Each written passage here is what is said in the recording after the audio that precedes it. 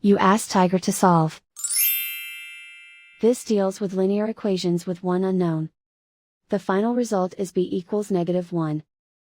Let's solve it step by step. Simplify the expression. Expand the parentheses. Multiply the coefficients. Simplify the arithmetic. Group all constants on the right side of the equation. Subtract 40 from both sides. Simplify the arithmetic.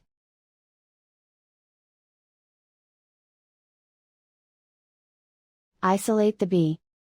Divide both sides by 32. Simplify the fraction.